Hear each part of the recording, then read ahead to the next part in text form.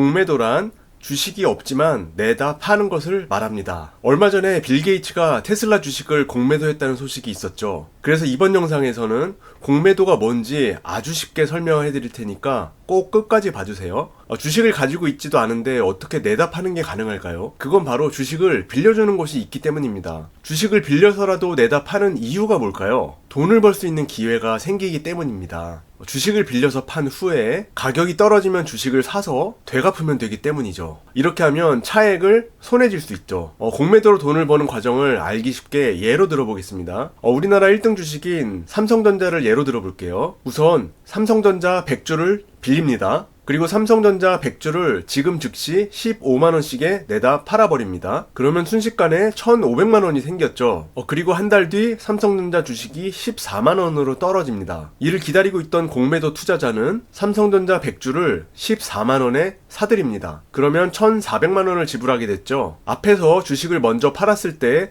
1,500만원이 있었으니까 100만원을 차액으로 남기게 되는 것입니다. 그리고 매수한 주식 100주는 갚아버리는 거죠. 물론 이 투자자가 주식을 공짜로 빌린 것은 아닙니다. 주식을 빌려준 사람은 그 대가로 일정의 수수료를 받습니다. 마치 돈을 빌려주고 이자를 받는 것과 같습니다. 결국 이 투자자는 100만원에서 수수료를 제외한 부분이 수익이 되는 것입니다. 하지만 반대의 경우에는 어떻게 될까요? 삼성전자 주식이 올라버리는 경우 이 투자자는 손해가 발생하게 됩니다. 손해볼 위험도 있는 거죠. 한번 예를 들어 보겠습니다. 15만원에 팔았던 주식이 한 달 뒤에 16만원으로 오르면 이 투자자는 1,600만원을 지불해야 주식을 살 수 있게 됩니다. 결국 100만원을 손해보게 되는 것이죠. 사실 공매도 투자는 위험이 상당히 큰 투자입니다. 공매도가 아닌 일반적인 주식 매수에서는 아무리 크게 잃더라도 원금 전액만을 잃게 됩니다. 15만원짜리 주식을 샀을 경우에 손해볼 수 있는 최대 금액이 15만원이기 때문이죠. 원금 이상으로 손해를 볼 수는 없어요. 하지만 공매도 투자는 다릅니다. 손실 가능성이 무한대거든요. 만약에 15만원짜리 주식이 75만원이 되면 공매도 투자자의 손실 금액은 무려 마이너스 60만원이 됩니다. 원금 15만원에 4배나 잃게 되는 거죠. 하지만 그런 급등은 흔하지 않다고 생각하실 수도 있잖아요. 그러나 다음 그래프를 보시면 생각이 달라지실 겁니다. 지금 보시는 그래프는 테슬라가 불과 8개월 만에 3배나 상승한 그래프입니다. 이때 공매도 투자자들은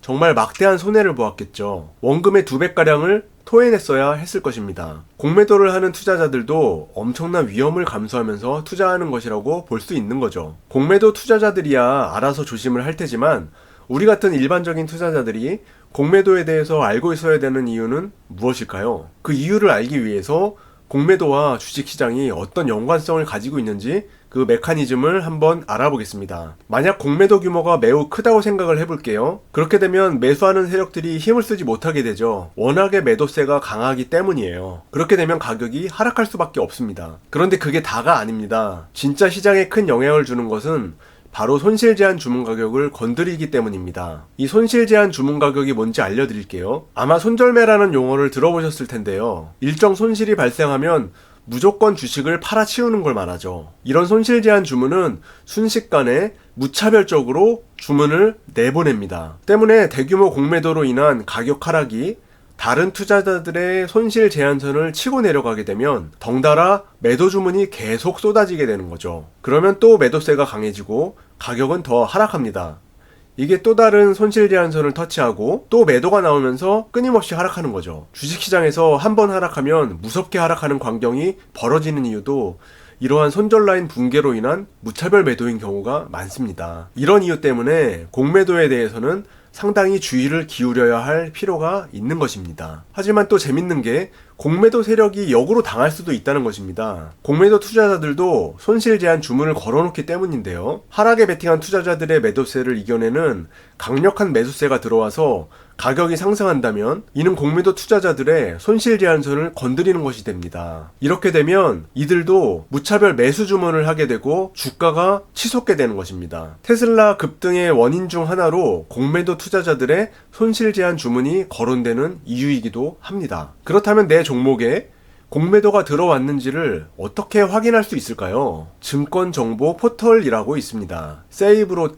saebro.or.kr에 들어가셔서 증권대차라는 항목을 클릭하시면 됩니다. 종목별 대차 거래 현황에 종목명과 조회 기간을 입력하시면 조회가 가능합니다. 대차 잔고가 일정 수준으로 유지가 되고 있는 것은 정상 상태라고 보고 크게 신경 쓰지 않으셔도 됩니다. 하지만 대차 잔고가 상승하고 있다면 주의를 기울여야 되겠죠. 한번 정리해 보겠습니다. 공매도는 다른 이로부터 주식을 빌려서 파는 것입니다.